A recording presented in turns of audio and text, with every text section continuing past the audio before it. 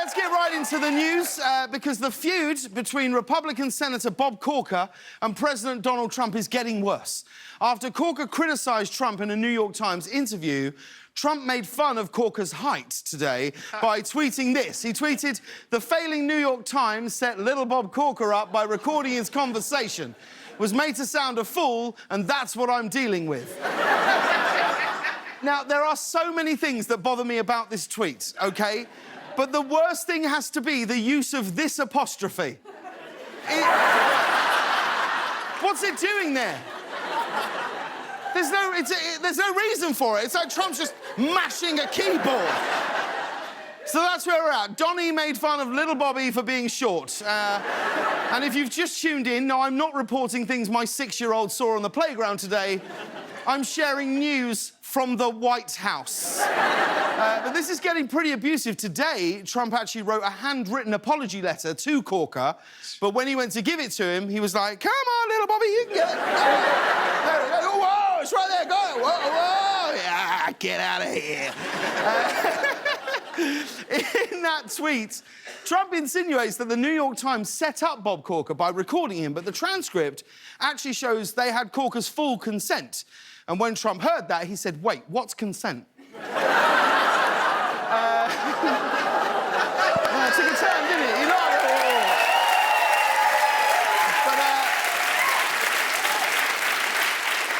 that's not even the worst thing Donald Trump has said in the last 24 hours. In an interview today, Trump addressed the rumours that his Secretary of State, Rex Tillerson, called him a moron by saying, quote, "If he did that, I guess we'll have to compare IQ tests and I can tell you who is going to win." Yeah, I can also tell you who's going to win.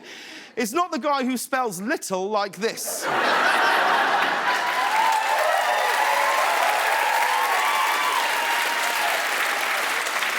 Here's the thing, let's face it, when a grown man challenges another grown man to a head-to-head IQ test, we don't really need to see the results of that IQ test. They're both idiots. Yeah, you think it's smarter than me? Let's take this outside and we'll answer a questionnaire.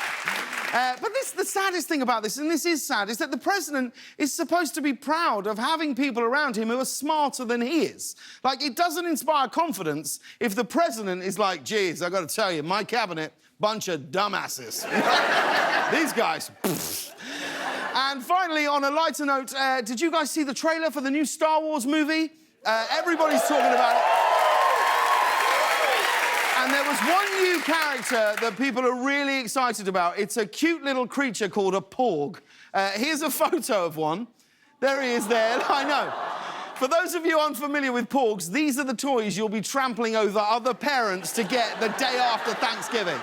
Now, they actually showed the trailer during half-time on Monday Night Football, and as I watched it, I was on the edge of my seat. It's a real underdog story about this small group of rebels banding together and remaining true to their principles as they fight against an evil supreme leader who's trying to keep them in an oppressive society.